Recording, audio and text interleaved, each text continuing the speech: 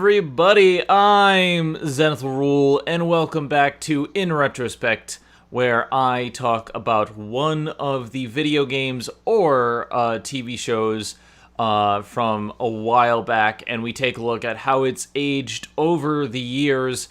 I am joined once again by Kat Macberrie, as we discuss Steven Universe Season 3.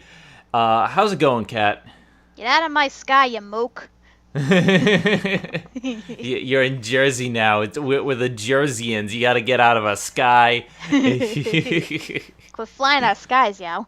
The gents. It's not even a Jersey accent. You gotta go from Jersey. I'm using a Boston accent, but I was in Jersey last weekend, so it's okay. It's all good. Yeah, I'm a terrible New Jerseyan. I do not have the accent, as you could probably all tell. My family does. My parents do, but not me. It's weird like that. Anywho. So we pick up Season 3. Season 3 is pretty much... It feels very much like a continuation of Season 2. In the sense that, like, where Season 1 felt like a really long two parts, where the first part was build up and the second part was kind of the payoff. Season 2 deals with one aspect of the fallout from Season 1, and Season 3 also deals with another aspect. Season 2 was mostly about Peridot and how she changed from a villain to someone who is willing to save the Earth. Whereas Season 3 mostly revolves around Jasper and the stuff that, kind of got left a little bit unanswered at the end of Season 2. And the structure is a little bit different here. If I remember correctly, the Season 2 was split into 3 separate arcs, whereas they were all very important stuff. You had definitely like big falling action, you had character arcs, and then you had the build up to a pretty good conclusion in those 3 separate acts. Not so in Season 3 though. Yeah, Season 3 is a bit more muddled in that regard. It's kind of similar, but we get a lot more, I guess a lot more towny episodes that are kind of randomly placed in between. I guess to, give character development while they can before, big shit goes down. But yeah, Season 2 was a lot more structured, because you could always tell when Part 1 ended and Part 2 began and everything. With this one, it kind of meanders a bit here and there. Yeah, because like you start off with the conclusion to the whole cluster arc, where they finally find the cluster. Then after that is Lapis joining the group while Jasper goes on the run, and then and then we get like a bunch of like character episodes, mostly like I said, mostly towny episodes and everything. There's like a thing where we meet the Rubies and they go away for a while and come back. Then Jasper shows up, and then it leads into a whole arc with Amethyst. And finally it leads to a big reveal at the end regarding Pink Diamond. So yeah, it's kind of a little all over the place. Like things pick up and then are left alone for a while and then come up again toward the end. I almost feel like that they were trying to set up a 3-act structure where the second act is towny episodes, but also Steven building up his powers as he gets ready to fight Jasper. But it really doesn't come across that way, because, for the first maybe 5 or 6 episodes, the arc really follows a very continuous story structure. Every episode from Super Watermelon Island to Hit the Diamond is very much a continuation of what happened at the end of Season 2. We get a lot of fallout. Things go directly from one point to the next, and then after that point is when it starts slowing down, and we get a lot of towny episodes. We get a lot of episodes where he starts getting powers. We get a lot of episodes that do tend to be filler. Not all of them are important. And then we get the rising action in kind of a third arc where Jasper comes back into the picture after being out of the picture for so long, and we have to deal with it.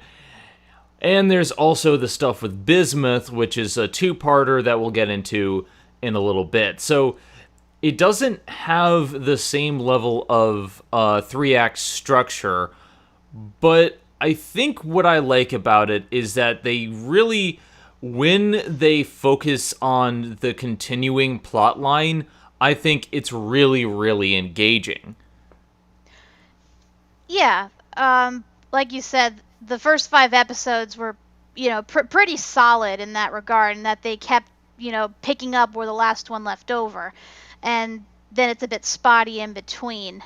But, to be fair, I do like that they took, a bit of a breather to sort of explore Steven's, growing powers and stuff, because they will be important in later seasons. And, giving a little more characterization to the townspeople, because I heard a lot of people really don't like the towns episodes, which is kind of fair because they do kind of detract from the main plot and the mysteries and stuff. But at the same time, something big's going to happen in Beach City eventually, and you need to do something to make you care about the town folk and the people and everything. So I kind of see them useful in that regard.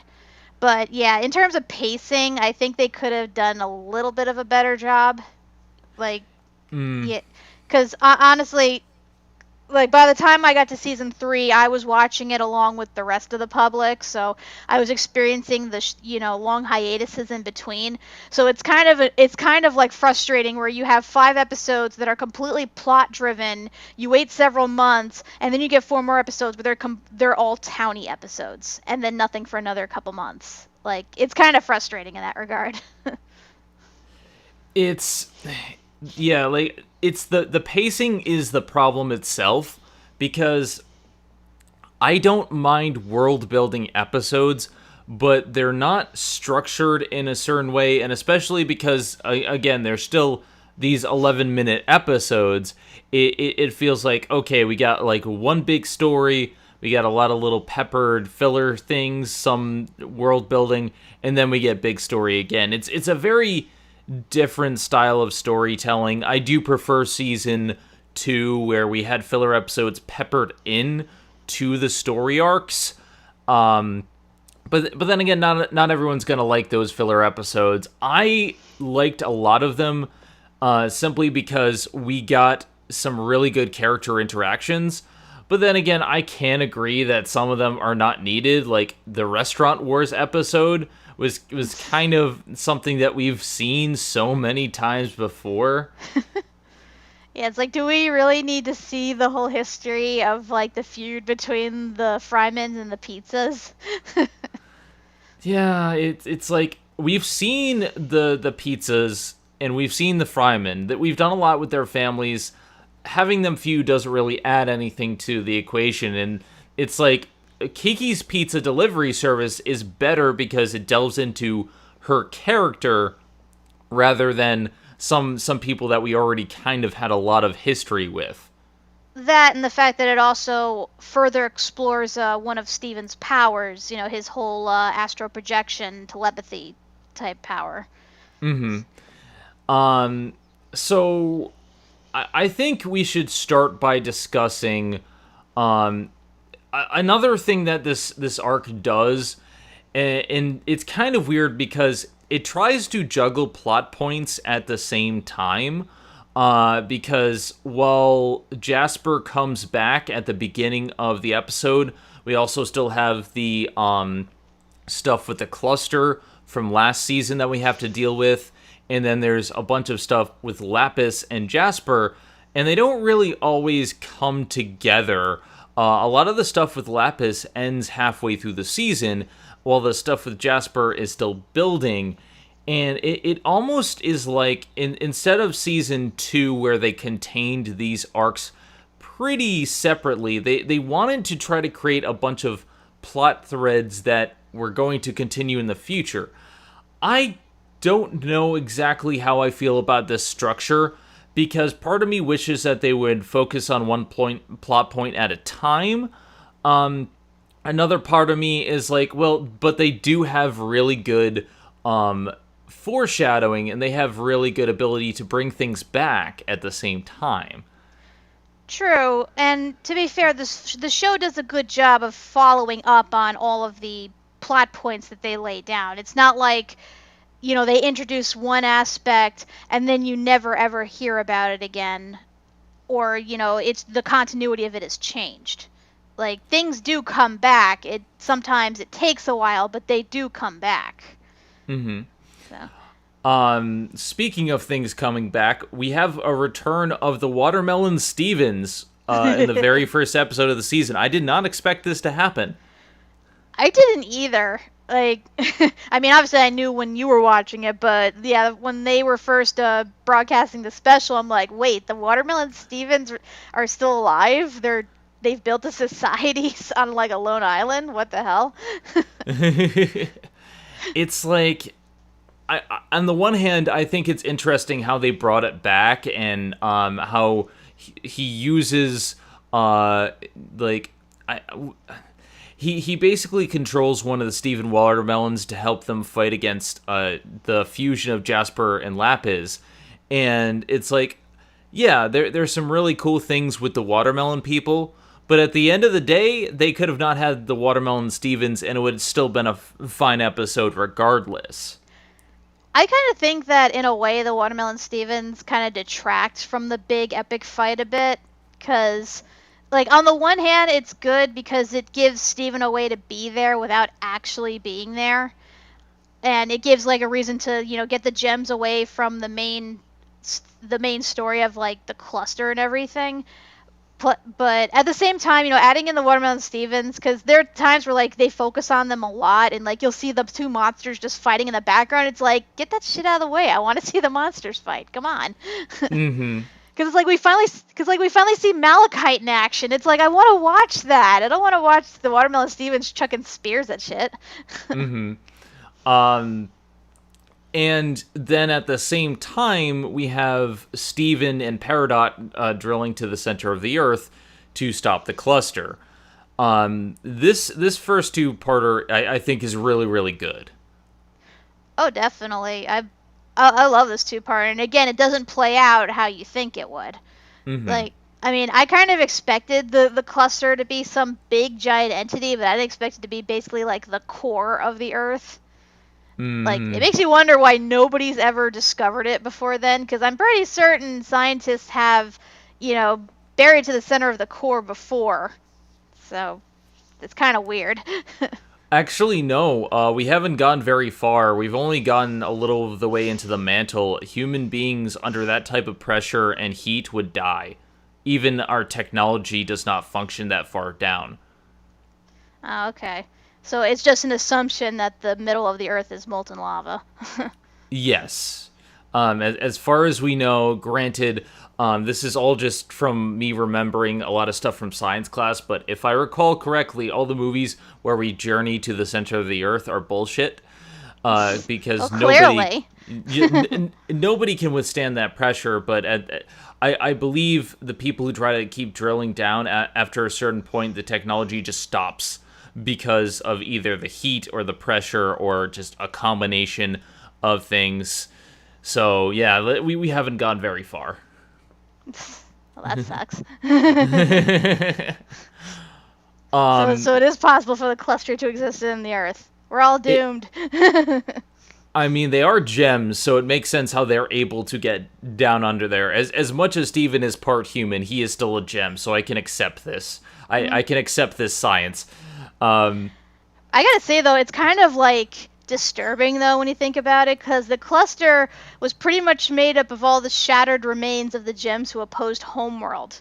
That's gotta be, like, millions of gems right there. That's really disturbing. Yeah, there's some really dark imagery, especially in this season. And we'll get to more of that later on. But, like, when we open up this season and we see that all the rebels have been fused into one cluster to start the colony, and this isn't the first time this has happened? Well, no. This wasn't to start the colony. This was after they failed to start the colony. So they figured, oh, we may as well just blow up the planet and make a weapon while we're at it. Oh, okay, yeah, you're right. So in that sense, this hasn't happened before, but like it still is if it very has, dark. If it has happened, it's probably very rare because usually Homeworld succeeds in their missions to conquer planets. So, but I mean, we don't know like all the details for certain, although they do kind of foreshadow something later on in a future season. But yeah, basically, yeah, this cluster was a bad thing. It could have very well ripped apart the Earth. I mean, as of this recording, we're at the halfway point. We don't know anything about season 6. 5 seasons have aired. So from our standing, there is a lot of stuff that has yet to be explained. Granted, I haven't seen season 4 or 5, but I feel like in season 2 and season 3, while we got a lot of world building, not a lot has been revealed to us about the diamonds. We're being drip fed a lot of information, and so like stuff like this, when we actually learn about the cluster, are big opportunities to learn things. Except they like to keep us in the dark. Which, is kind of a good thing, because it keeps the mystery, because it's better than knowing everything and then just, just waiting for the thing to happen. Mm-hmm. It helps us speculate a lot more. And to be honest, I really do like the drip-fed approach, because I get to speculate all the damn time and be wrong all the damn time, so... I mean, you and like several dozen other people on the internet. So yeah, we get this 1-2 punch of an opening season where Jasper loses. She is flung into the ocean, and Lapis kind of joins the crew, although she's conked out at the end of the battle. And then after the cluster stuff happens, Steven stops them by actually talking to them and convincing them that they have each other and they don't need to explode, which is really kind of cool when you think about it. Yeah, again, I was surprised that that's the direction they went with to stop the cluster, is that he basically like sort of mind melded with it and communicated via telepathically or something, and is like, oh, the cluster's just lonely. Well, don't worry, there's thousands of you here. Here, just say hi to each other. You don't need to form. It's like, okay, that worked. Cool. And they bubble themselves, which is, I didn't know that they could do that, but that's cool. Yeah, that's kind of weird to me that, shattered gems could do that, but whatever, it worked. That means the planet's not going to blow up, so, okay, win, victory. I mean, that at least gives me hope that, there's a partial consciousness, even though they're shattered and they're technically dead.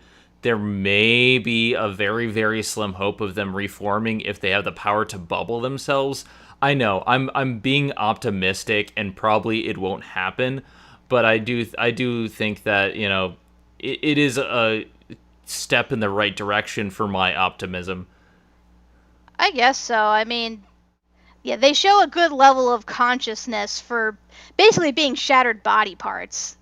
Like, like just imagine like a severed arm has the ability to think and to like do magic. It's really weird.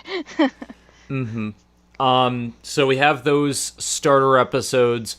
We have a couple episodes that are character pieces, with Lapis, basically trying to figure out where she belongs because they saved her, but now she has nowhere left to go, and they convince her to stay in Earth. Although Steven flies her around to a bunch of other places that she can like see the rest of the Earth before she makes her decision to leave. And they go to New Jersey. Well, to be fair, they pass by Jersey. Which is covered in pollution. Hey, that's only the Newark part. That is a stereotype. Not all of Jersey is disgusting. Just the parts near New York City. And it's just the roads that are bad. It's I like this episode simply because we get a lot of Lapis, and we, up until this point, have only gotten bits and pieces of her. Like, we see what her deal is, but then she runs away, and that tends to be her MO. But here we learn a little bit more about her, and about how, like, most of her life, she's been pretty much a victim of abuse by someone or another. Whether it be back in Homeworld when they were invading, or afterwards. Like, she just can't catch a break, and she's stuck in this mindset where she feels like the only way to survive is to be trapped by other people, because every time she thinks she's free, something happens. And Steven Steven throughout the season is helping her through it.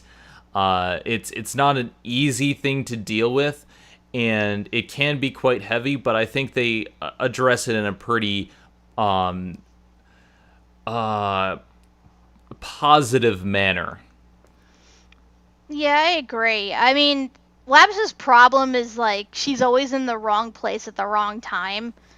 Like, she was sent to Earth to do something for the diamonds, and then she got poofed by the crystal gems, and then she got mistaken for a crystal gem, was trapped in the mirror, and then left behind when shit went down, and then stayed in the mirror for God knows how long before the crystal gems found her again and pretty much used her as a tool. And then, of course, we all know what happens from there, with her finally being free, going back to Homeworld, being recaptured, sent back to Earth, being trapped in a fusion. It's like, Jesus Christ. It's like I kind of feel bad for Lapis. Not really, but, like, based on her backstory, yeah, you can't help but sort of feel sympathetic for her. But yeah, it's when we get to the Barnmates episode that I really start to not like her, though. Yeah, like, we follow up her learning to accept her place in Earth with Peridot showing up in the barn because, she lives there, and Lapis is going to live in the barn. And obviously, she doesn't want to have anything to do with Peridot because she doesn't know that Peridot is good now. And it leads to some conflict. And the way that Lapis treats Peridot is really, really horrible, because Peridot really is showing that she's trying. She gave Lapis her recorder as a gift. Like, basically the one thing that's kept her sane, kind of, throughout the last season. The first and only gift that she treasures with her life, and she gives it away, and Lapis crushes it. Yeah, at that point I'm like, nope, you're dead to me. You're dead to me. Like, granted, she redeems herself later by defending her from the rubies, but at that moment I'm like, okay, Lapis, I get it. You went through all this shit. You were treated like shit, but now you have people that are actually being nice to you. You have someone who's reformed, who has apologized, who is trying so hard to make it up for you, and you're just not giving her the time of day. Like, dear God. Like, I get it, you have trust issues. Like, that's legit, but come on. You're not on Homeworld. You're on Earth. You're with Steven. And granted, Steven has not always been the best judge of character, but he's so far managed to turn a lot of, like, bad gems good, so, throw him a bone or something, please. I think the best way to describe it is that she lashes out at everyone because she's been through so much abuse that she doesn't think she's worth it. And they delve into that more later on. But she's not dealing with this in a healthy manner. And I agree that the moment that she destroys the tape recorder, I was really ready to stop liking her as a character. She gets better later on in the season, and she does have an arc, but she does a lot that really doesn't help her mentally. Yeah, although I do kind of like her no shits given attitude in, like, the episode with the rubies. Because, like, she's just nonchalantly playing baseball with everyone, even though she admits that she, like, says out loud that it's a terrible plan, but she just goes along with it. She's just like, you know what, I might as well do this. I don't even care. I don't even care. Speaking of hit the diamond, we have an episode where 5 Ruby soldiers drop down from the sky immediately after they resolve everything. And we think, oh god, there's gonna be a fight. So they challenge them to a baseball game. A baseball game to if they win, the rubies will leave the planet. I saw that this was a possibility, though I'm surprised this is the path we are taking. And the funny thing is, Ruby and Sapphire have to split up throughout most of the episode because they have to convince them that there's a 6th Ruby in the group. And they can't stop flirting. That was great. It is so cute. It's like, you, stop being adorable. What did I just say? Yes, and I do like it when you see them as, like, separate gems as opposed to Garnet. Not that they're not great together as Garnet, but it's nice to see how they are on their own when they're not together, or at least, not fighting or anything. Because, again, the only time we seen them apart was they were forced apart before quickly reforming, and then they were fighting before reforming. In this case, they actually defuse of their own free will, and you get to see, like, their individual, like, strengths and weaknesses, and just how they function as, like, being separated as they do. I love when Ruby and Sapphire is just like, oh, you come here often? I'm like, you are so gay, and I love you guys so much. I just want to say real quick, I love everyone's alter egos as the baseball team. It's like Steven, Earl, Amy, Bob, and Sophie. And Peridot has to hide this whole time because she thinks that they're after her. And admittedly, they're not. But after they see through the cunning ruse, because Garnet and Ruby can't stay... not Garnet, Ruby. Because Ruby and Sapphire can't stay apart for 5 seconds, and they accidentally fuse into Garnet when they win the game. Their cover is blown, and the Rubies reveal that they're looking for Jasper. Now, granted, they don't know where Jasper is at this moment, so they just say, oh, he's over by Neptune, and the Rubies just buy it and leave. Yeah, I'm surprised at how dumb Rubies are. And I mean, with our Ruby, you kind of see hints of that, or at least she talks without thinking, hence why it's better she's with Sapphire, because Sapphire at least has that future vision to help her. But yeah, Rubies are kind of dumb. Or at least extremely gullible. Either that, or it's the 2nd gen Rubies, because we see that Peridot is sorry, only some of them are 2nd gen, because they do reveal later that the eyeball Ruby was around during the war, the Gem War. Oh, right. Yeah, actually, you can kind of tell which ones are older and which ones are newer based on their shade, because in real life, Rubies, the older they are, the more faded their color is. So the brighter it is, the more newer they are. That makes sense. Okay, so yeah, you're right in that front.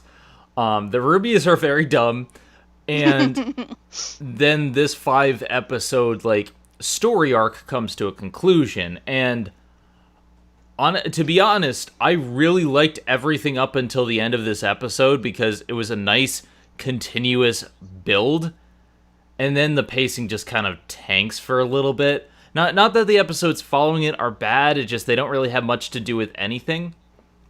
Yeah, they kind of don't really lead into one another. Like, I know Upbeat Dad kind of leads into Mr. Gregg, and then, and what else? I think after that, I think starting at Alone at Sea is when they start having a continuous episodes again. But for the most part, yeah, everything's kind of disjointed, and you don't necessarily need to see it in order for it to make sense. Yeah, which is both a good thing and a bad thing, because one thing that kid shows need is to be able to be picked up and watched at any point in time, because kids' attention spans are short and they won't necessarily have the ability to follow like huge stretches of continuity for a long time. At the same time, though, I do appreciate when we do have continuity. A lot of these episodes are about Steven gaining new powers. Steven floats is when he discovers that he has the ability to float in the air. And like most of his powers, they're based on emotion, and he figures that out later. But the entire episode is just him floating and trying to get back down. And it's not a bad episode, it's just, it's kind of there. Yeah, I mean, it's good in that you see another one of his powers, and you see that the fault in his powers is, again, he has to learn to control his emotions, because he's so happy that his happiness causes him to, like, float higher and higher, but then he kind of gets stuck up there, and then he has to, like, think of a way to, like, slow himself down or to, like, speed up his descent. And I guess it depends whether he's happy or sad. It's a bit confusing and kind of all over the place, because you would think him being scared and upset would cause him to fall, but it doesn't. So. Yeah, it's a bit of a weird episode. After that, we get an episode about Sour Cream, Marty, which is his biological father, and Yellowtail, his stepdad, and we deal with the fact that he wants to be a DJ. And it's a pretty good episode, but it reinforces the message that Marty is a jerk and an idiot, who stole most of his profit. Basically, Marty is like the villain from Coco. In the fact that he just steals everything to gain his success. And he's an asshole manager. That's what they do. Yeah, that is true.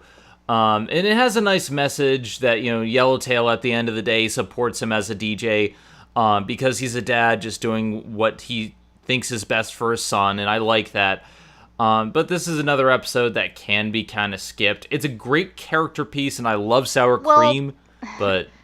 Well, here's the thing, it can't be skipped, because the whole reason Marty comes back to Beach City in the first place is to give Gregg his $1 million check. Oh, right. Yeah, so, the ending is the only part of the episode that's super important. It seems that he sold one of Gregg's songs to, like, a commercial jingle version of it to a burger joint, and it, like, went like, a lot of money was made off of it. So now Gregg's a millionaire? Yeah, apparently, because I didn't realize you could make that much money with a jingle like that, but I guess it must have been a really popular jingle if he accumulated that much money. Either that or Marty got sued by a bunch of people or something for not having the proper royalties to it, so this was his compensation. Yeah, something like that. But we do follow this up in Mr. Gregg, and I think Mr. Gregg is one of the standout episodes. The season thus far has not had a lot of musical numbers, but this is a musical episode, and it makes up for it by just, oh my god, this is good. Yeah, there's like 6 songs in this episode, including a reprise, and yeah, this is like the first musical episode they've ever done for this show, and I think they knocked it out of the park. Yeah, the songs in this are incredible. Like, they're kind of done in a typical musical style. You have the upbeat, you have the travel, you have the character ones, but the ones that stand out to me the most are the last 2 songs. It's Over, Isn't It, being the first one, because it's sung by Pearl, and it's about how she still isn't over Rose after all this time, and it is just so beautiful. And it is like it both like warms and hurts my soul to listen to it. Ah, such a good song, such a good song. Yeah, that one like is so good, and then the one after that is just as good too. And in that one, it's Steven is actually singing it to Pearl and Gregg, and it's both of you, and this one kind of touches me emotionally because as someone with divorced parents, I know what it's like to have loved ones who can't stand being around each other for reasons you don't completely understand, at least not till you're older. So you know you just want them to get along, at least for your sake, and that's kind of what to me conveys about this song particularly. I just like I think this episode does a great job of bringing out the emotion, and it's a great character piece because they go, and since he has his money, they just want to go out on the town, and they bring Pearl along with Gregg and Steven, and it's a pairing that you don't get to see too often, and they get to kind of work out a lot of the tension that they've had throughout the entirety of the past 2 seasons, and it just, the songs bring out all this emotion and tell us a lot more about these characters than we've seen in a while. I mean, we already know a little bit about Amethyst and her dealings with Gregg.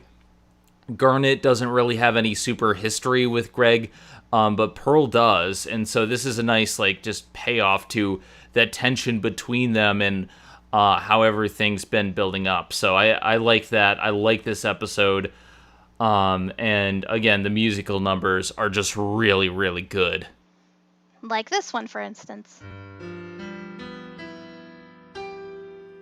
I was fine with the men who would come into your life now and again.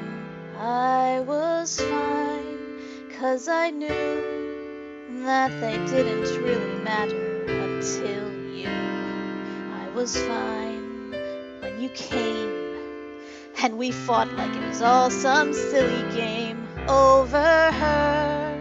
Who'd she choose? After all those years, I never thought I'd lose. It's over, isn't it? Isn't it? Isn't it over? It's over, isn't it? Isn't it? Isn't it over? You won, and she chose you, and she loved you, and she's gone. It's over, isn't it? Why can't I move on? War and glory, reinvention, fusion, freedom, her attention, out in daylight, my potential, bold, precise, experimental. Who am I now in this world without her? Petty and dull with the nerve to doubt her. What does it matter? It's already done. Now I got to be there for her son. It's over, isn't it? Isn't it? Isn't it over? It's over, isn't it? Isn't it? Isn't it over? You won, and she chose you, and she loved you, and she's gone. It's over, isn't it? Why can't I move on? It's over, isn't it? Why can't I move on?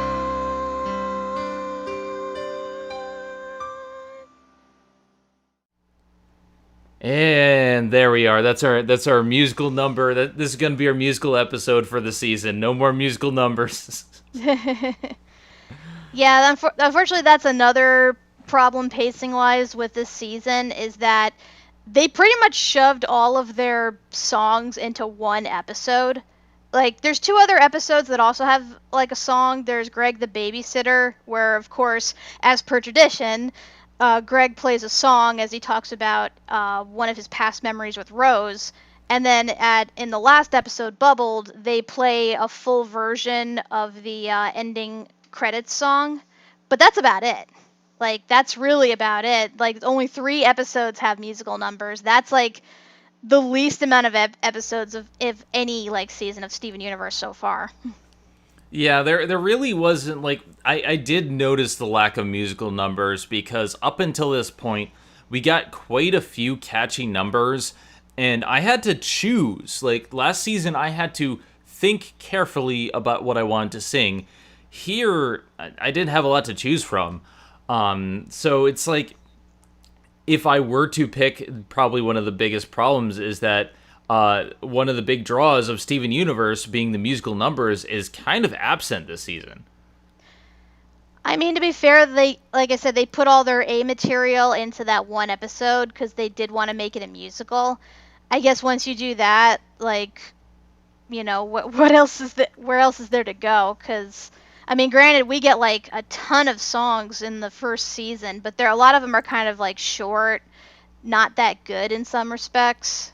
Oh, with this, I can't say there's really been a bad song this season. Like, Yeah. I liked all the ones in Mr. Gregg, and the one he sings in Gregg the Babysitter is pretty good too. But yeah, like, they wanted to make this a special episode. It was nominated for an Emmy Award for Outstanding Short Form Animation. Like, they put it all into this episode, and it's a fantastic episode. I feel like that really hurts the pacing, and we'll get to more of that a little bit later on.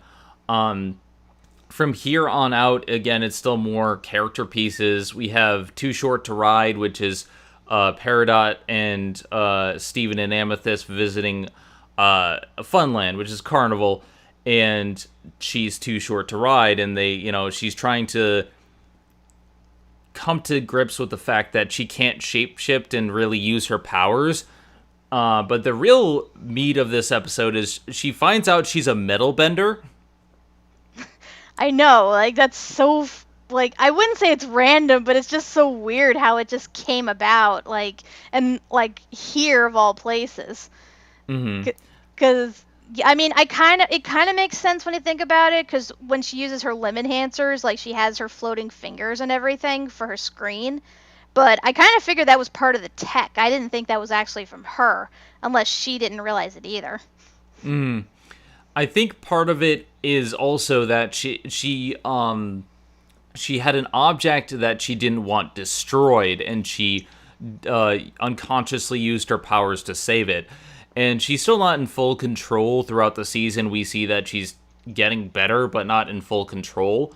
And I feel like this is going to be a start for her to learn a little bit more about herself. But this was a good episode, if only because it shows that even if you have shortcomings or weaknesses, you can find something about yourself that is good regardless.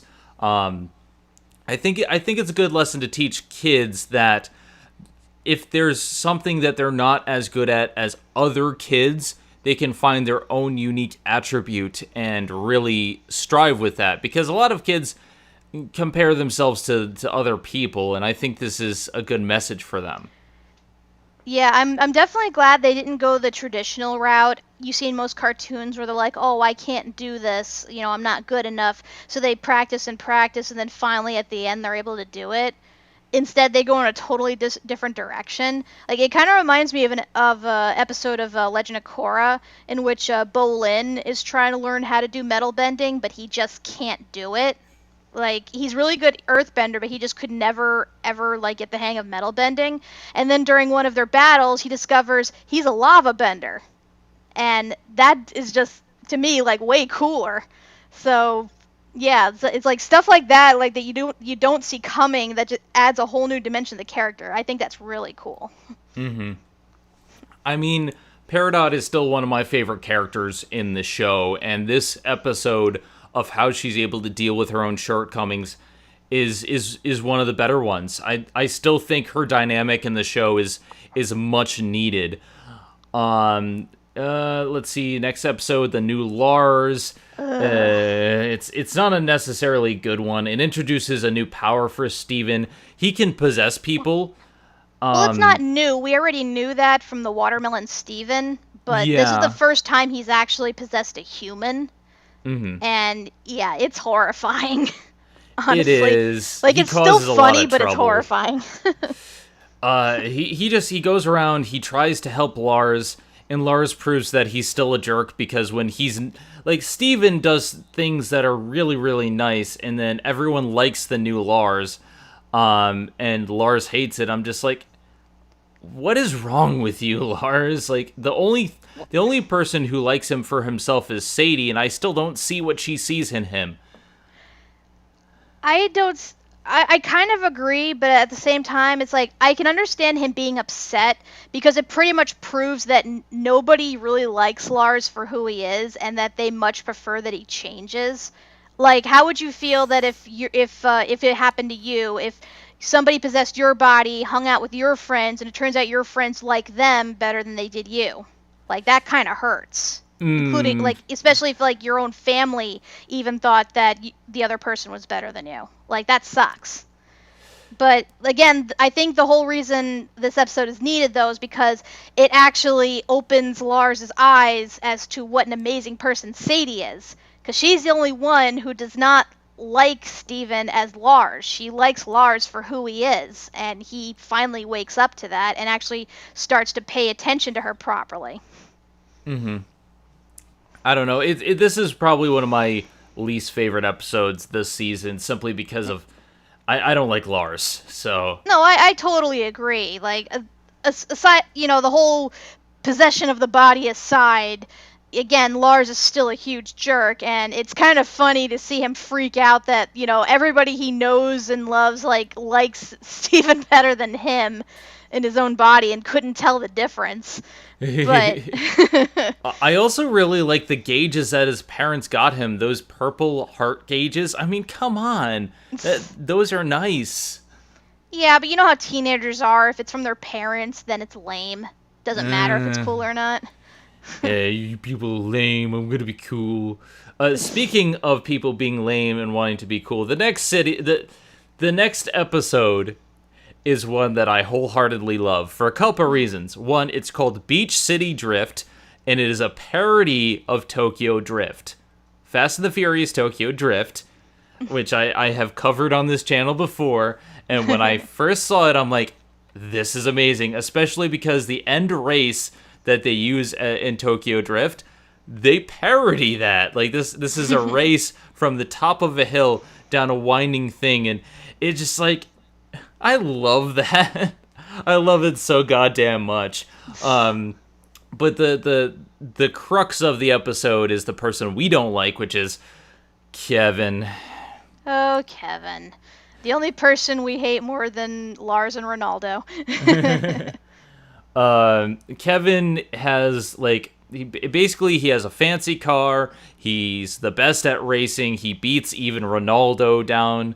He's just like the best racer around, and he's the stand-in for the villain of Tokyo Drift, and he basically says, "Oh, no one can beat me in a race." So Steven and Connie fuse, and they're now able to race, and they race him down the mountain, and a lot of it is Kevin trying to kind of goad them into getting angry at him.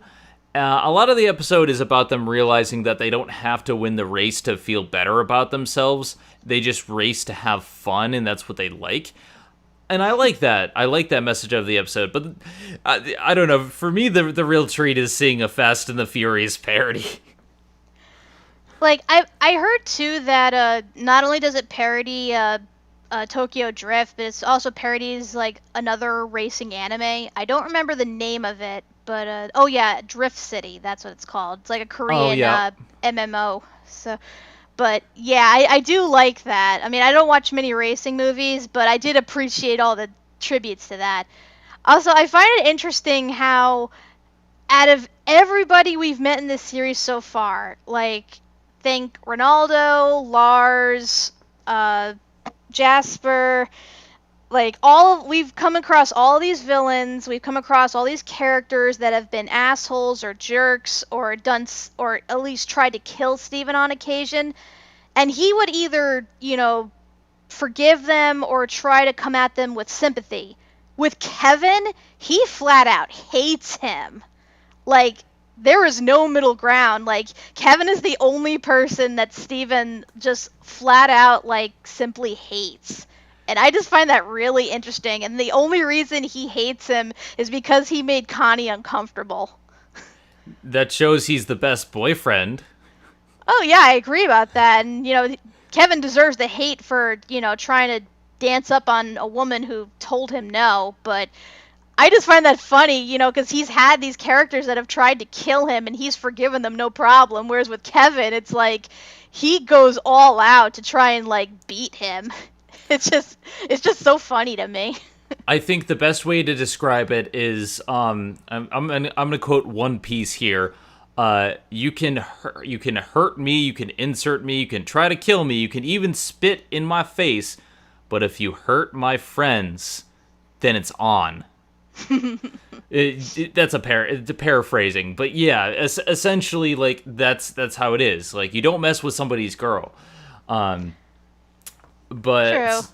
I think I just find that so funny. I just can't help it.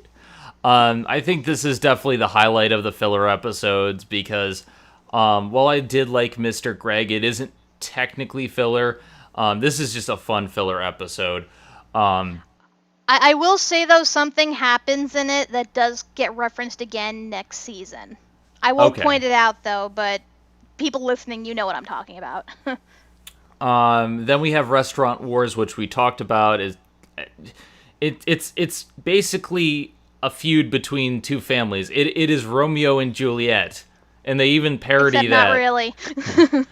The only funny part to me about Restaurant Wars is how, in order to make them stop fighting, Ronaldo pretends to be dating somebody else, and Ronaldo actually has a girlfriend who shows up at the wrong moment. I felt so bad for Ronaldo at that one point for once, because he didn't deserve that. I kind of did too. Like, that wasn't fair, and he actually did legit tell everybody that he had a girlfriend, however unbelievable that is. I think he should have filled in his girlfriend, though, about what he was doing on the off chance she did catch him. Mm-hmm. So, and I find it funny that the girl he's dating is like, she's the ticket taker at the movie theater where Steven and Connie went to go see Dogcopter. I really hope they got back together at the end, because it's like, it's a funny joke, but I just felt so bad. Also, another thing, like, this made me feel stupid, but I never realized before now that mozzarella sticks are technically a pizza product. Yeah. Because, like, you always think of them as, like, appetizers or something, but then, like, Coffee points out that it's, like, bread, cheese, marinara, the basic elements of a pizza! I'm like, huh. True, it's basically a deconstructed pizza. Pretty much, yeah. And then we have one final filler before we get back into big story stuff. So, Kiki's pizza delivery service. For a while, we've seen Steven have dreams where he's visited people in their dreams. So he can astral project, as we know. But he keeps visiting Kiki in her dreams where she keeps getting drowned in cheese, and they help each other because Steven wants to help her escape from her nightmares because she just can't sleep. And it eventually comes to a head when she realizes that the problem isn't the dream, it's her working at the pizza establishment, and she doesn't like it. And to be fair, this is great like dream symbolism in what they do, and I think this is a really good episode. Well, it wasn't so much that she hated where she worked, it was the fact that her sister kept making her take all of her shifts, and she was working so much to the point that it was causing her, like, an unbearable amount of stress, which is fair. And honestly, I kind of really sympathize with Kiki because I used to work at a food eatery. Let's call it Crapplebee's.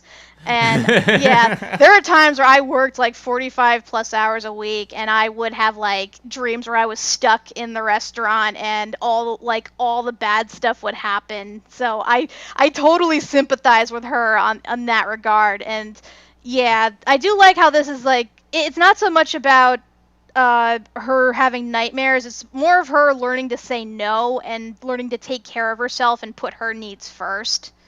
So yeah, I definitely do like that in the regard. And it's also interesting to see again Steven's powers develop, because we've seen him possess people's dreams before and go in to talk to them and stuff, but this is the first time we actually see what the repercussions are from him doing that so much. Because it actually causes him mental exhaustion to consistently go into people's dreams, which is fair because his consciousness is still awake during that time. Mm-hmm. So I thought that was pretty cool. This smattering of filler episodes can be off-putting to some, because at this point, that's 13 total episodes into the season, 5 of which are intensive story, I should say, because it all does tie back, but from episode 6 to 13, it really does try to do the world building thing to a mixed effect. I like these episodes a lot better than season 1 episodes, to be perfectly honest. But I do understand that the pacing it screeches to a halt. And outside of like a few episodes that I'm like, okay, these are great character building episodes, for the most part, it does nothing until episode 14. Yeah, like, I get it, we need a breather from all the heavy stuff, but honestly, the heavy stuff is what people like most about the series, so I don't think anybody would really care if they stuck just to that, but I don't know, I feel like they could have peppered these a little more throughout, like 2 episodes of townie episodes, then a plot-driven one, then 2 more townies, like something just to break up the cycle a bit, because having like, 6 in a row was kind of much. Because, like, after a while, it's like, what? Diamonds are out there? What? Rubies? What? Jasper? Oh, yeah, that happened. And that's a thing. I do want to get back to a point I said earlier about how, like, we don't get a lot about the diamonds. Well, we're still following up with plot points from season 1. And not in the sense that, like, not a lot of time has passed, because season 1 was mostly about learning about the gems. Then Peridot and Jasper came in, and it's taken to season 3 for Jasper to really become a main part of the plot. Yeah, she doesn't show up again till, episode 15. And, like, that's a kind of a long time. Like, we see her in the first one just briefly, and then there's nothing, like, until later. It's like, I remember people speculating in videos, like, what happened to her? Where is she gone? Some people thought that since she fell into the cracked earth, that she might have, like, fused with a cluster or something, or would attempt to fuse with a cluster and destroy the earth. I'm like, she would have had to fall a really long time, and I don't think the earth cracked that much to allow her to get that far. Mm-hmm. The good news is that from this point onward, the episodes are pretty much all story, and it mostly focuses on Jasper, with the exception of Bismuth, which we'll get to. But episode 14 is important because while it does kind of deal with stuff, it deals with stuff from season 1, which is, do you remember the centipedal that was adopted by Steven back in season 1? We keep getting glimpses of what the centipedal is all about. Like, we see him being fought, and then later they're like, oh, can we bring him along and train him? That didn't work. Well, this is a corrupt gem, and because Steven's healing powers return, he decides that he wants to try with centipedal to try to cure a centipedal, and it kind of works and kind of not. She starts to morph back to her human form, but it's not enough, and slowly she transforms back into the centipedal form, but she has enough consciousness to explain a little bit about what's going on, and there are a couple really major hints about what's to come. She draws a picture that only shows 3 diamonds, and she explains that there was, she was one of the forces attacking the rebellion, and a ray came out of nowhere, and they were all transformed and corrupted. Yeah, we get so much stuff in this episode. Like, it's amazing. I mean, on the one hand, it was like nice to see Centipede again, and granted she doesn't get fully healed, but I did kind of like her gem-esque form that she took. And it's nice to see that she did still remember stuff, and she was able to draw out everything. I do like that she tries to write to him, but he doesn't understand gem, and apparently there is a gem language. Like, I can't decipher it, of course, it just looks like scribbles, but it's kind of cool to know that the gems actually do have their own, like, written and possibly spoken language. It was never confirmed. Mm-hmm. So, but, yeah, we get to see that, and we find out that she was actually a space captain who was in charge of her own ship, and she had a crew and everything. And then she, during the battle, when they were fleeing, she got separated from her crew, and that's how she got corrupted. Mm-hmm. And I gotta say, watching her cry is the saddest thing ever. This is a really big, sad episode.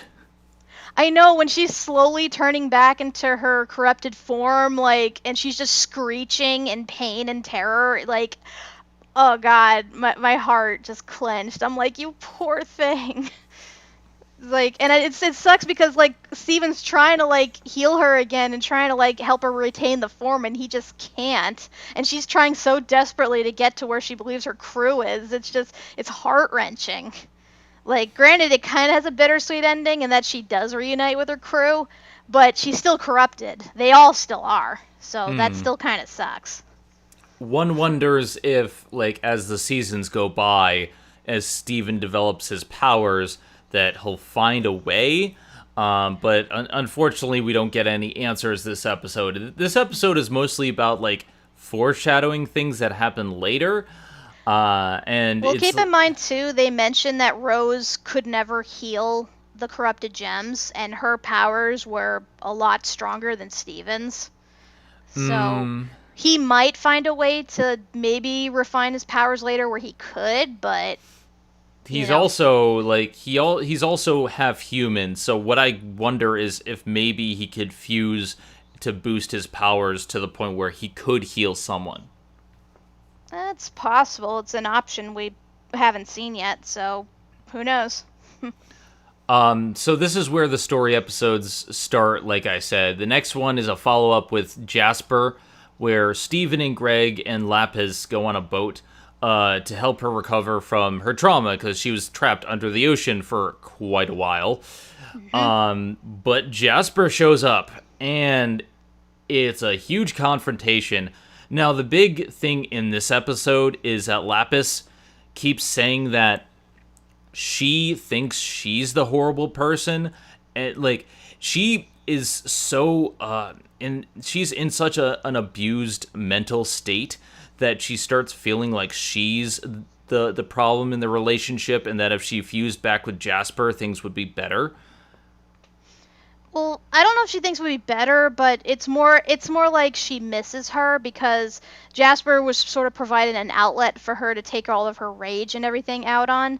And I think that's the only thing she misses, because now she's like, granted, she's in a much better place, and she doesn't really use violence to as an outlet anymore since she learned how to make art with Peridot. But still, it's that mentality, you know, people who've been in abusive relationships, you know, as bad as things got, even when they get away from them, they still miss them to a degree because it's basically what they were conditioned to know. And, you know, it kind of feels weird when you're not in that kind of state anymore. Like, it's kind of hard to explain because I've never been in an abusive relationship myself. But yeah, the way they portrayed in this episode, like, I was really shocked that they went there.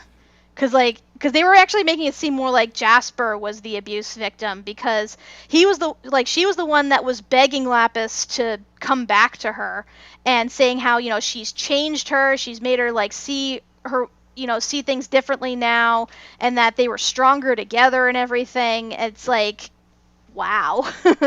Like, she actually made, like, a big brute like Jasper actually, like, fall to her knees in front of her. Like, Jesus, Lapis.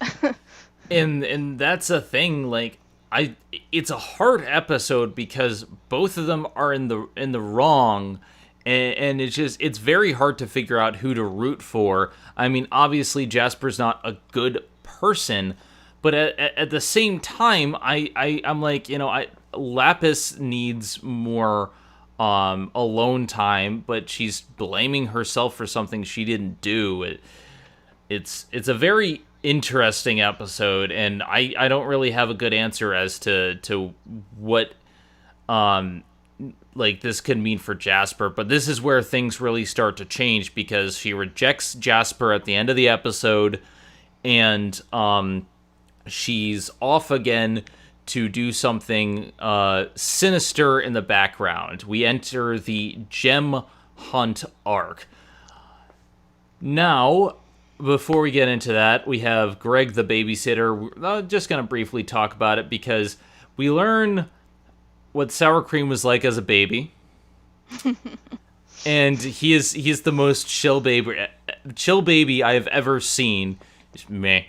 And apparently his testicles had descended from birth because he has that same low drolling voice even as a baby. He's like, yeah. Meh. Yeah, and granted, we don't learn a lot about Rose's background in this because she does appear briefly as Gregg is telling the story, because this is more an arc for Gregg when he was younger, because as we all know, he was like a musician, playing from town to town and everything, and he was a college dropout and whatnot. This episode really highlights just how much of a beatnik he was back in the day, how he was like mooching off of Vidalia and basically like content to be treated like a baby and everything, until he like realized after his mishap with babysitting Sour Cream that he was a baby and he really shouldn't be acting that way. So yeah, it was a nice little character thing for him, at least young him anyway. So, but yeah, I honestly the best highlight of this episode is just watching baby Sour Cream. Just him just sitting there all chill going meh, and him just inexplicably crawling up a Ferris wheel by himself somehow. And Rose just letting him do it, which proves that, Rose would have been a terrible mother if she was around to raise Stephen. Yeah, Rose would be a terrible mother, unfortunately, because she doesn't know a lot about human babies and other stuff. And I do like how this is how he got the job at the car wash, because he was originally an employee of the car wash. Like, he didn't own it. So, I mean, I don't know if he owns it, but he seems to be the only employee that works there. Honestly, that seems to be a trend with all the businesses in Beach City, is that it's either run by one or like a handful of people at the most. Because think about it, Greg's the only one that works at the car wash. Sadie and Lars are the only ones that work at the Big Donut. Coffee and his two daughters are the only one that runs the pizzeria, and Fryman and his two sons are the only ones that runs the fry stand. It's like you don't see any other employees, like no bosses, no owners, nothing. Like, it's so weird to me. It is very weird. I do want to know a little bit more, but I mean, this is background stuff too. Yeah, it's not necessary. Let's Anyway, back to the plot. Back to the plot. Again, that's kind of the main issue, is the pacing keeps going all over the place. We have things interspersed. The Gem Hunt arc is essentially, we see Connie and Steven start going on missions to take down corrupted gems. Everywhere they go, however, the gems start disappearing, and they end up getting poofed, or they just disappear. And they find out that Jasper is collecting his own army of corrupted gems to face them. And it builds up to a confrontation, a couple confrontations with Jasper. One in which they have to fuse and form Stevani, and they actually manage to face off against Jasper in that form. And that is a problem because Amethyst was there and she wasn't able to do much, and they're kind of the same type of gem. Not exactly, but like, she's supposed to be a much stronger gem around Jasper's size, and well, she isn't. Yeah, I do like how this kind of doubles as both the return of Jasper and an arc for Amethyst. Because, again, they're supposed to be the same type of gem, but as we later learn, they not only were they created in completely different environments, in completely different circumstances, but, yeah, they both have, like, inadequacies, like about them. They both have like complexes in which they both feel inferior, but they deal with it in different ways. And it's interesting to see how Amethyst comes about overcoming her own insecurities, and how Jasper kind of lets hers, overtake her and sort of will literally corrupt her in the end. Amidst this, we also have a two-parter called Bismuth. Now, this happens right in the middle of the Gem Hunt arc, right after they have, these two characters fight. We finally get the start of the arc, and then, bam, Bismuth arc. It's like... a problem is that they cannot stick with this arc structure, and they keep putting important episodes in between. And while I do love this episode, I feel it could have been aired much earlier, and it still would have been fine. Yeah, it is. I mean, on the one hand, it kind of comes in between two parts of Amethyst's arc. The first part is the fact that she feels inferior to Steven, who used to be the worst fighter on the team, and now he's actually better than her. And them both coming to a head about that and finally learning to, move past that and become friends again before they get back to the whole thing with her feeling inadequate to Jasper. But yeah, I do agree this could have probably been done earlier, before they brought Jasper back with the whole gem finding thing. I mean, because to be honest, this doesn't really get referenced again in later episodes until I think season 5, and even then, the most we see is that Amethyst's weapon changes in the next episode. That's about it. I think this is a great episode. It's a really good two-parter. It's the first two-parter that we've actually had in a while that really continues stuff going on, and it's standalone, which is why I say it could have been done probably at the middle of the season. But it's about one of the things that was foreshadowed when we first found out that Lion had a secret area in his mane. We already covered some of the foreshadowing with the Mr. Universe t-shirt and a few of the other things, but there was a bubble in there that we saw and we didn't realize what was in there. Well, Steven accidentally knocks it open, and inside is a gem named Bismuth, who was the blacksmith of the crystal gems. And throughout the entire episode, I'm wondering, but wait, why was Bismuth bubbled? And everyone reacts to her like an old friend. They didn't know what happened to her. Like, we're wondering what's going on. She shows them new weaponry. She gears them up to fight against the forces of the diamonds. And then we get a bombshell dropped that Bismuth was bubbled by rose quartz because they disagreed about one thing. Bismuth had started this forge. She worked at a weaponry, like she's, again, the blacksmith of the group, and she created a weapon that was made to shatter gems. Not fight gems, shatter gems, and Rose didn't want that. Yeah, it gets really intense toward the end when she demonstrates the breaking point. Because on the one hand, you can understand her, siding with the crystal gems, because before then she was basically a slave to the diamonds and was told she could never make anything aside from structures and stuff. And then all of a sudden rose quartz and the crystal gems come along and make her realize she can do whatever she wants, and she creates all these wonderful things. But then she becomes a fanatic and a radical and gets it to the point where she's willing to basically kill anybody who does not agree with her. And that's not cool. Including Steven. Mm-hmm. Yeah, to be fair, she kind of, for a while, thought that he was Rose in disguise. The fact that he basically shared the same opinion she did before she bubbled her. But it still doesn't excuse the fact that she tried to frickin' kill him. Mm-hmm. When I first started talking about Season 3, one person who's a big follower of the show said that this was part of the problem for him. I don't know if it was the pacing or when they put this episode, but to be honest, I think this is one of the more intriguing parts of the season, because there's no right or wrong person in it. I can see both of their points. I don't think Bismuth is right, but, she fought a war against a bunch of comrades, and we see when she comes back, she asks about all of her comrades, and they're all dead. Yeah, that was pretty hard to watch, because keep in mind, when you're in a bubbled state, time passes like nothing.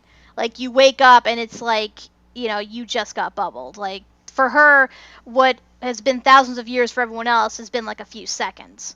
So for her to suddenly wake up and see that all of her comrades are suddenly dead, that's gotta be rough.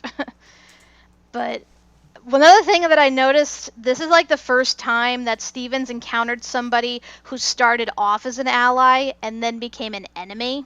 Because usually it tends to be the other way around. Like, he kind of jokes about this at first. He's like, usually when I meet a new gem or new person, they try to kill me. It's like, just wait about 5-10 minutes. On the one hand, they don't kill her. They bubble her at the end of the episode, and he explains to everyone what happened. And again, like, I don't think anyone's truly right or wrong in this scenario, because Steven did what he had to, but at the same time, like, she came back. She's like, where's Crazy Legs? Where's all these people? And they're all dead. And, she feels betrayed. And rightfully so. But I will say this. This does come back in a later season. This is addressed. And there is new context given as to why her using the breaking point would have been a massively bad idea.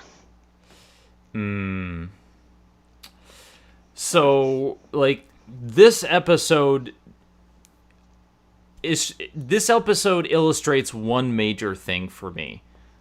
Steven Universe is great at doing character pieces, and it's great at showing ideas that are complex, that don't have a really good solution, but they don't place them very well in the season. Yeah, it's like, because I still like the episode as is, but I do agree it could have been placed elsewhere. Although this does kind of tie into something else that happens with Steven, like in the episode Bubbled with Eyeball.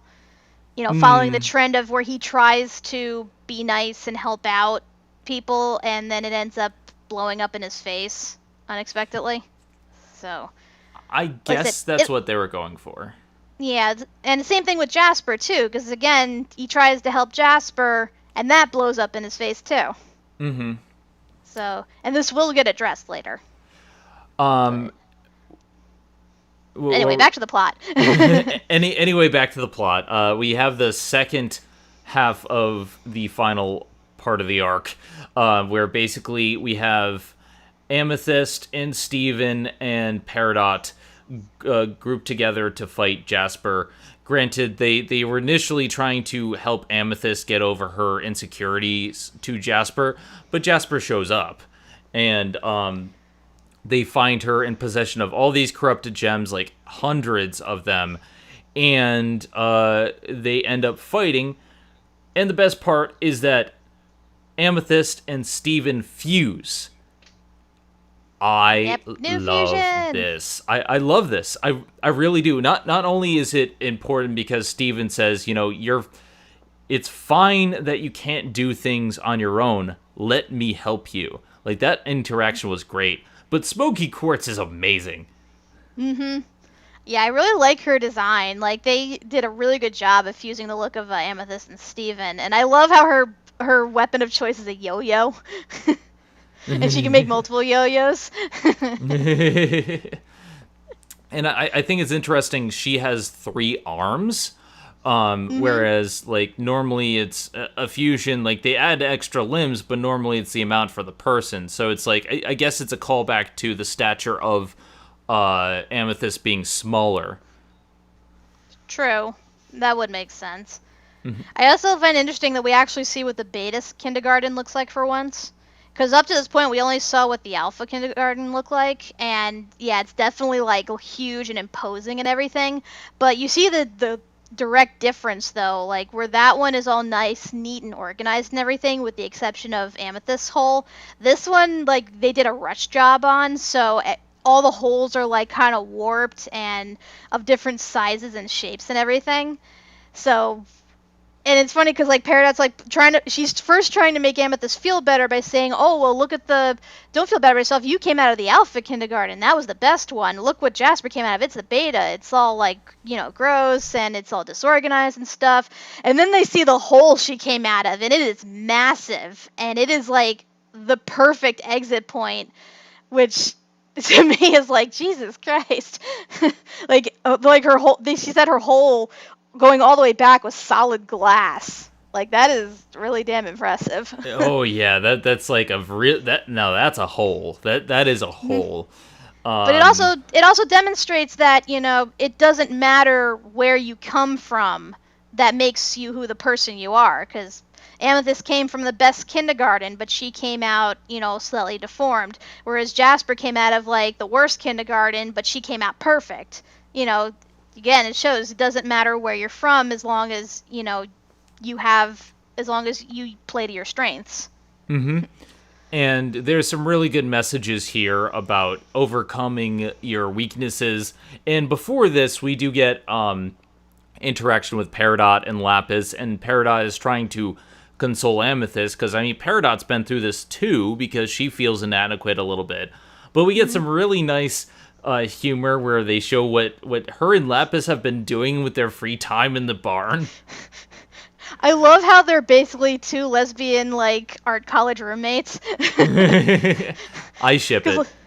I know, because they're living together, they're watching the same TV shows. Peridot's wearing a cute little bow tie now, and they make their own art pieces, and they perform musical pieces and stuff, and it's so adorable. I love it. And yes, I do ship it. I love that they have a group of toilets, and they're like, "Oh, that's nice." And it's like, "No, Lapis, get over here. This is this requires the two of us." And she starts making them into water fountains. Performance pieces. Yep. There's some really good interaction, but it really comes down to the ending, which Smoky Quartz fuses and basically wipes the floor with Jasper. But you know who lands the final blow? Peridot.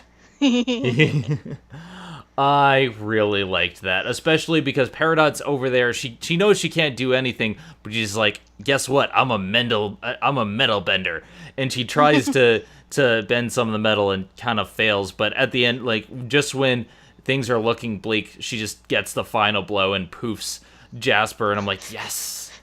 I know, she's shocked at first, but then she's like, you're welcome. I meant to do that. But yeah, we gotta address the most horrifying aspect of the ending, though, is Jasper fusing with one of the corrupted gems. Yeah. Essentially, in order to get stronger, because no one else will fuse with her, she fuses with a corrupt gem, which you should have known better. Yeah, this has so many horrible implications, because as we know by now, fusions are meant to be a sort of consensual merging of two beings' essences, and sort of like an established relationship. In this case, Jasper forcefully fused with a corrupted gem. And I hate to use triggering words in this for a comparison, but it's basically if she raped a person with a mental disability and STD and caught it as a result. That's kind of what happened with this. And you see when she turns into her corrupted state, how slowly and agonizing it is. It is so horrifying. And yeah. But then the big part comes at the end, just before she finally becomes fully corrupted, where she reveals how she'll never stop fighting no matter what, and it's because of what Rose did to her diamond. And no, it's not yellow diamond, it's pink diamond. Dun, dun, dun. And it builds up into the final two-parter. Now, granted, everything up until this point has been building up to, like, learning more about what's going on with the diamonds. We still don't know what's going on with Yellow Diamond, but we get a little bit more about Pink. Basically, after this point, the rubies return to get Jasper, and they go back to the moon to learn a little bit more. And we find out, the reason why Jasper is still fighting for Pink Diamond is that Rose Quartz shattered Pink Diamond. Yeah, because that's the thing. Like, when we first go to the moon base, we don't see her silhouette at all. So Pink Diamond is pretty much a mystery to everyone at this point. Like, they allude here and there that, she might not be part of the hierarchy anymore. Because for the most part, when you see the diamond insignia, there's 4 diamonds to form one big diamond. But then there are some occasions, particularly when Centipedal is making out her drawings, you see that there's only 3. So it makes you wonder what happened with Pink Diamond. And then when they go up to the base to try and contact Yellow Diamond and they happen to come across her mural, that's when they explain what happened to her. And yeah, you can tell this is something that the Crystal Gems did not want to tell Steven, especially by the way Pearl reacts. So. I mean, it's Steven's such a pure-hearted person that, we just had the stuff with Bismuth about how he doesn't want to stoop to the level of the diamonds. Shattering is not what he wants to do. I think, learning that fact is a little bit too early for Steven. I mean, yeah, he's 14, but he's still a little bit too young to fully understand and comprehend it. And at first, he doesn't believe it. But after a sequence of events where they get sucked out into space and he bubbles himself with another ruby, he's forced to confront the fact that, Rose Quartz did some questionable things and we don't have the contacts yet. But the rubies hate Rose Quartz with every fiber of their being because they destroyed the diamond. Mm-hmm.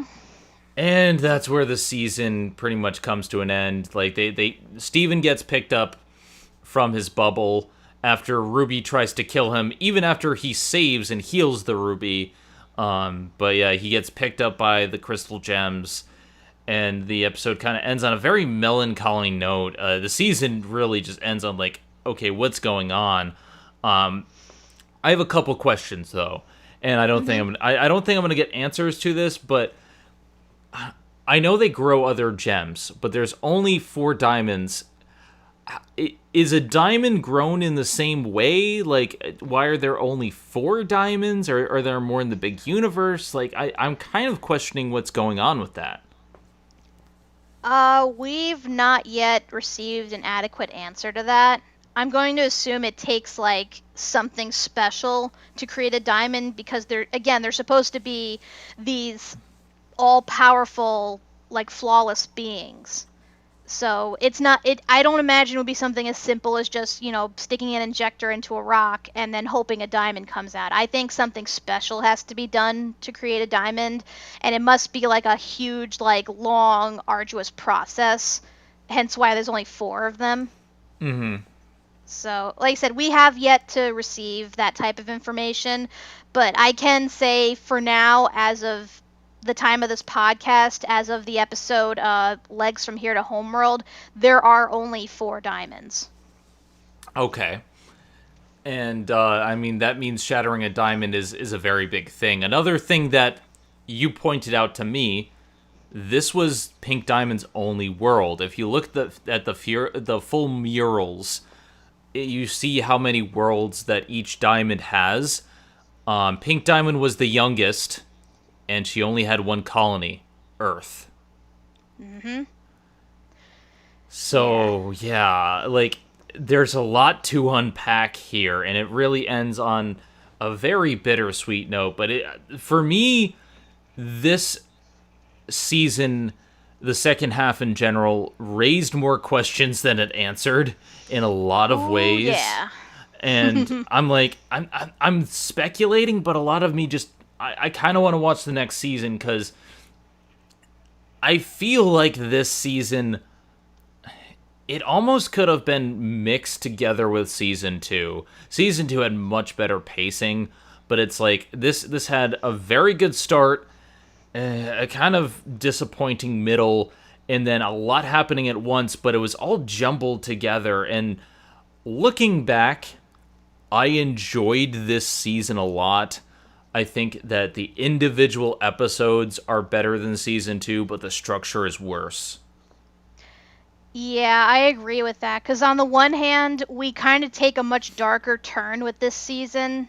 Like, not that we didn't have a like some dark episodes with the previous, but this one really ups it. And it actually shows more of the duality of characters. It shows that Steven cannot change everyone's mind. He can't convince everybody to see his point of view or be on his side. That even the good characters that we've known of for a while, who we've seen in action, have done some questionable things. Like, there is so much moral ambiguity that is brought up in this season, and I really love it, don't get me wrong, but the fact that the first half of the season, was all like finishing up the previous season, and then it's all just these happy, cute little town things, and then we go into like heavy plot. Like, it's definitely disjointed and, fluctuates a lot from that regard. Mm-hmm. I feel like it does a great job with these characters, like it always has. But I feel like if they were going to do it, they should have balanced out maybe 2 episodes of filler here, then more story, 2 episodes of filler. I know they released them in like Steven bombs, but like even still, like they should have done a better job pacing wise, because that's my biggest gripe this season, is that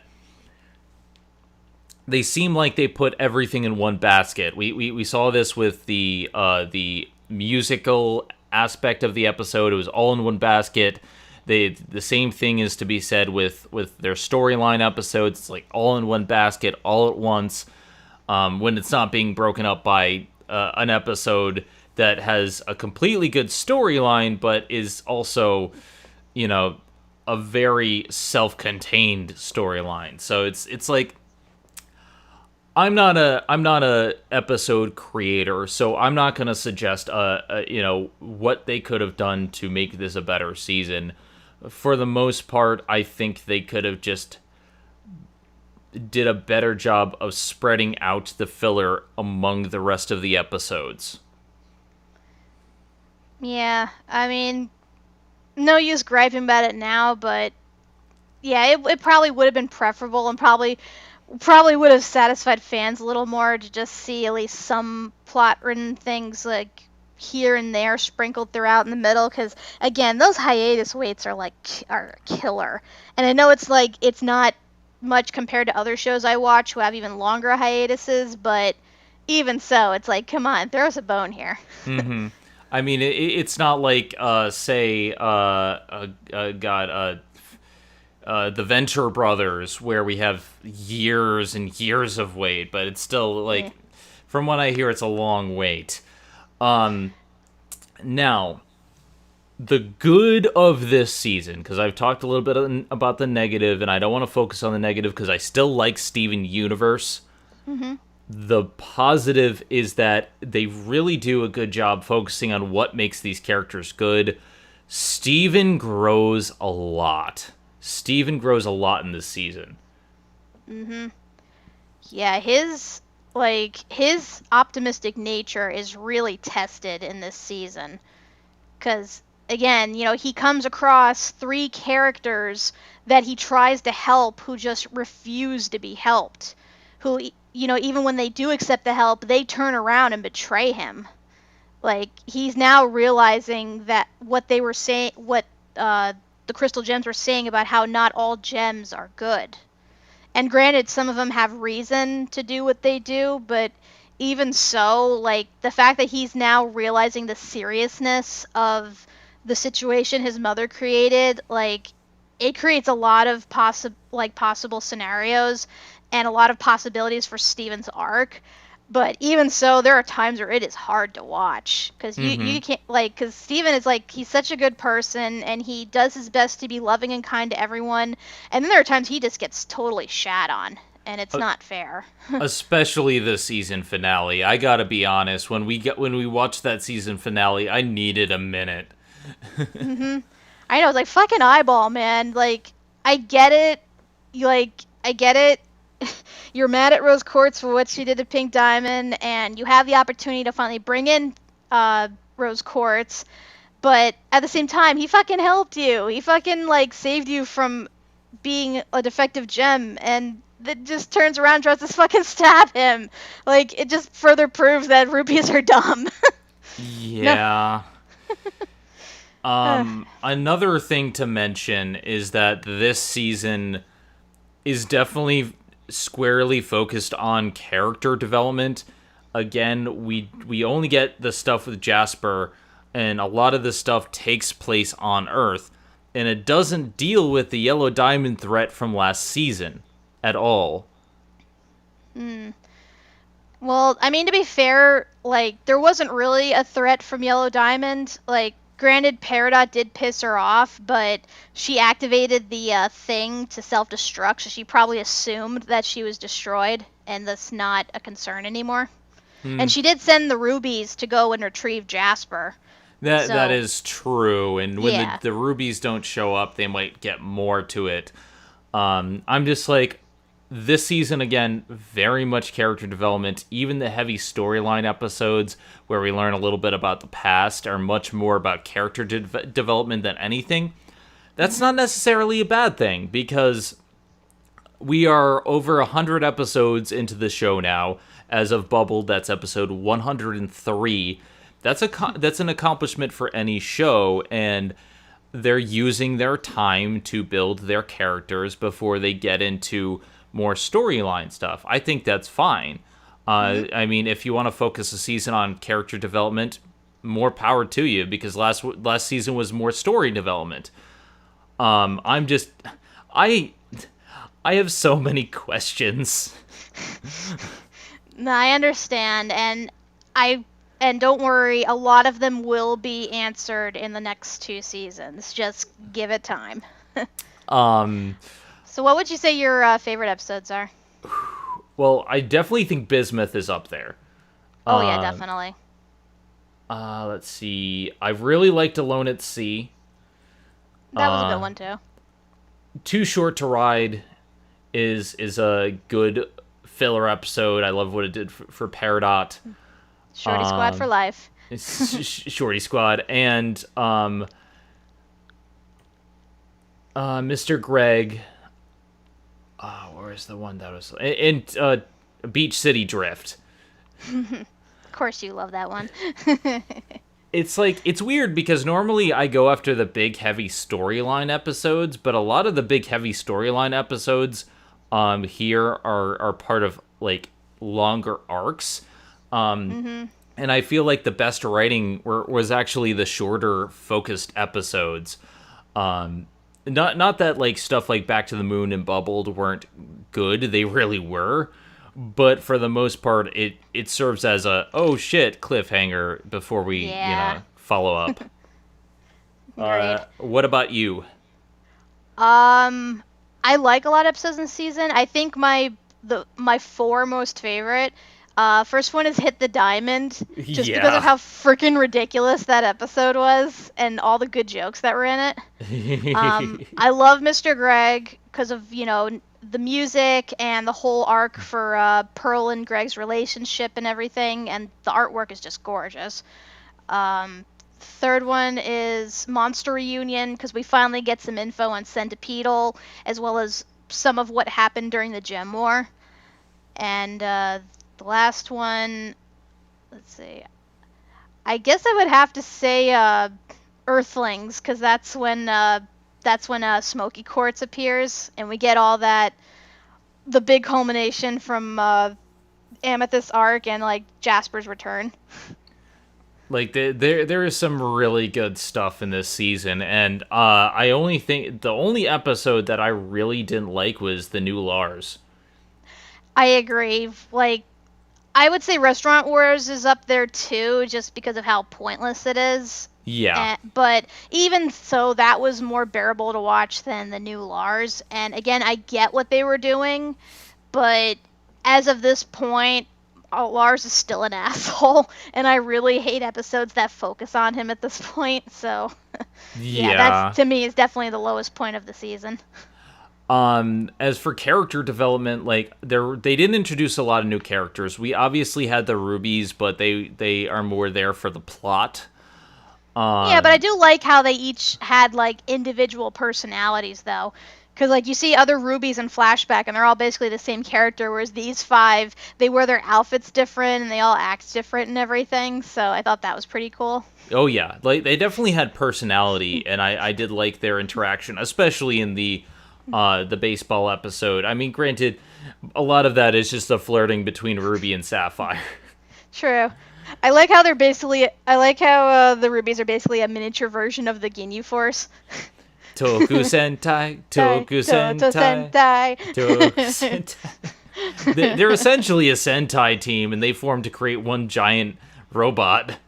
Yep. And of course, Bismuth was pretty cool too. And granted, she does unfortunately try to kill Steven at the end, but up to that point, she was a pretty cool character, and it was nice to see, how gem weapons are made and everything. They didn't add too many new characters. The characters that they did add had a lot to talk about, but a lot of this was definitely focused on the old characters from Season 1, which was good because we needed a lot more with Lapis to really understand her. We got more with Peridot. Peridot's always awesome. We didn't get too much with the crystal gems, but like a lot of it was focused on Amethyst. Actually, I don't know if you noticed, but Garnet is actually missing a lot from this season. Yeah, like I did. A good portion. From what I heard, it was because Estelle was on tour, like halfway through production, so she doesn't. As a result, it doesn't show up a lot through most of like the mid-season. Like she appears like sporadically, I think, like towards the end, but that's about it. So, but I remember for the longest time, people were complaining about that. It's like, what happened to Garnet? Why is there no more Garnet? And it's like, dude, come on. She had this whole big thing with Pearl last season. Like, give other people a chance. And I do like that they're following up on the Amethyst plot point, because that was part of Season 2 that they did not address. Yeah. It's nice to see that her overcome that and grow stronger, and she does continue to grow stronger in later episodes. She actually does have a nice moment in the recent episode, but I won't spoil that. Again, great character development, great character focus. Steven was probably the main focus, to be honest, because he gets badass. He and Connie fuse a lot more often. Stevani fights off one of the villains. They're getting strong enough to where they can fight on even footing with the gems. Yep. And there's more to come. They fight with a sword and a shield as Stevani. Riding a lion. Riding a lion. Like, that is the most metal thing ever. Yeah, like, this is... You know how I would rank this? I would say that this is a step above Season 1, because Season 1 definitely had the problem of so much world building in the beginning, and then the ending was all the good story stuff in the second half of the season. And this, like, to be fair, has far less filler, but I definitely think Season 2 is paced a lot better. But the stories are just enjoyable. The character development is good. And we get some really great fusions and other stuff. So, yeah, this is my second favorite season so far. Yeah, I don't care what people say. Like, Season 3 is not the worst. No. Honestly, like, comparing to what I know about future seasons right now, Season 3 may be the weakest, but I wouldn't call it the worst. Like, if anything, it suffers from, the fluctuation in pacing, but that's about it. Like, it's not like Season 3 of My Little Pony, where you can, literally call that one of the worst seasons. It doesn't do character regression, and if there's one thing Steven Universe does right, it has continuity always, and the characters stay stay the way they were after they develop, and they never regress unless the plot calls for it specifically and it's understandable reasoning-wise. But at this point, I think we've talked a lot about this season. This unfortunately doesn't have as much for me to talk about because it does feel like a lot of this stuff was brought up or addressed last time in Season 2. And I'm looking forward to having possibly more stuff explored from Homeworld, because at I mean, at this point, we've dealt with the main threats from Season 1, finally. Well, let's put it this way. Season 4 is, like, without spoiling too much, is Steven looking into the whole thing about Pink Diamond. Because, like, at this point, he's kind of a bit in denial, but at the same time, he wants to confirm for himself. Because, like, granted, the gems confirmed, you know, what the ruby said, but this is him looking into his own about Pink Diamond, and then some shit from Homeworld happens. So, brace yourself. That's what I'm looking forward to. If there was one major problem, not from the season, but for the first 3 seasons, it takes them a while to deal with. Like, we are 100 episodes in, and we've only dealt with 2 villains. Oh, brace yourself. All right. Anyway, with that being said, we're gonna gear up for next season. I'm excited about the prospects, and I think that while this wasn't my favorite season, it did a lot of good stuff. Anyway, I'm Zenith Rule. I'm Kat Macberrie. And we will see you next time in Season 4, where hopefully we get a bunch of diamonds fighting together in a superpowered giant robot with death lasers. I'm not saying anything. So just remember, if your wish is superpowered giant robots with lasers and it doesn't show up in Steven Universe, then we riot. Also, Shorty Squad for life. Yo, yo, yo, yo, you get a yo. Hey, this is Megami33. Thank you for watching Zenith Will Review. Don't forget to like, comment, and subscribe for more awesome videos. If you like what you see, check out the Patreon page at patreon.com/ZenithWillReview.